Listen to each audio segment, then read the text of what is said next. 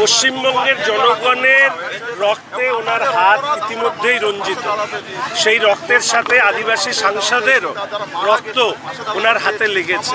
2026-এ উনি ওনার নিজের বিসর্জন দেখবার জন্য প্রস্তুত হচ্ছেন।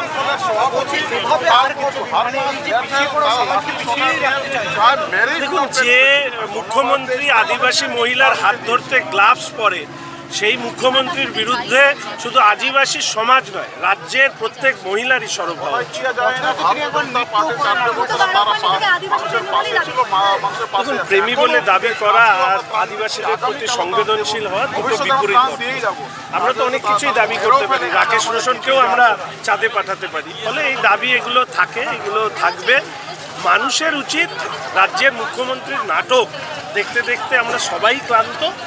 মানুষ, আমি আশা রাখি 2026-এ এই নাটকের বিরুদ্ধে নিজেদের মত ভোটাধিকারের মধ্যে দিয়ে প্রয়োগ করবে।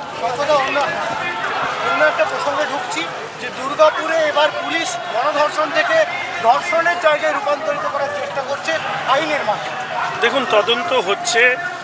নির্যাতিতা তার বক্তব্য বা তার স্টেটমেন্ট ইতিমধ্যে বিচারকের সামনে রেখেছে। পুরো তদন্ত সম্পূর্ণ হোক। আমরা শুধু চাই যে এই ধরনের ঘটনা আরজিকর হোক বা দুর্গাপুরের যে মেডিকেল ছাত্রীর সাথে যে অন্যায় হয়েছে সেই অন্যায়গুলো বন্ধ হোক। দুর্ভাগ্য, কামদুনিতে যখন ছাত্রীটিকে দ্বিখণ্ডিত করা হয় অত্যাচার করার পরে, তাদেরও ফাঁসি আমাদের রাজ্যের সরকার দিতে পারেনি, বরঞ্চ পিপি বদল করে তাদের ফাঁসি আটকেছে। ফলে এই সরকারের বিরুদ্ধে যাবতীয় ক্ষোভ রাস্তায় প্রতিধ্বনিত হোক, এটাই চাই। বন্ধুর সঙ্গে ঝামেলা থেকে শুরু করে খরিদ্দারের সঙ্গে ঝামেলা, লাভ অ্যাফেয়ার, প্রেগনেন্ট ছিল, এবার রাত 12টায় কেন বেরিয়েছে? আরেকটা উজ্জ্বল মিথ্যে কথা বলেছে। 8:30 9টার ঘটনাকে 12টা 12:30 সাজানো। এত মিথ্যেবাদী মুখ্যমন্ত্রী সারা পৃথিবীতে আমার মনে হয় কেউ নেই। গিনিস বুকের নাম ওঠা উচিত এই মিথ্যে কথা বলবার ক্ষেত্রে, মানুষের সাথে প্রতারণা করবার ক্ষেত্রে। কিন্তু সামগ্রিকভাবে জনগণের যে ভাবনার মধ্যে সেটা সঞ্চারিত হোক, সেটাই চাই। মিথ্যের আশ্রয় কেন নিতে হচ্ছে মুখ্যমন্ত্রীকে? মিথ্যের আশ্রয় কেন নিতে হচ্ছে মুখ্যমন্ত্রীকে? মিথ্যের আশ্রয় কেন নিতে হচ্ছে?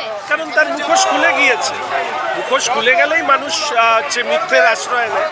আর রাজ্যের মুখ্যমন্ত্রী সবটাই মুখোশ। উনি পশ্চিমবঙ্গের মানুষের বিরোধী একজন মুখ্যমন্ত্রী, যিনি প্রতি পদে পদে পশ্চিমবঙ্গকে অপমান করছেন। বিধানসভায় সাসপেন্ডেড হন, প্রাণ দিতে গিয়ে আক্রান্ত হন, কোথায় যাচ্ছে বিধায়কের সুরক্ষা? জনগণের সুরক্ষা আমার কাছে অনেক বেশি গুরুত্বপূর্ণ। বিধায়কদের দায়িত্ব সেই সুরক্ষাকে নিশ্চিত করা। বিরোধী জনপ্রতিনিধি হিসাবে সেই কাজ করার চেষ্টা করা।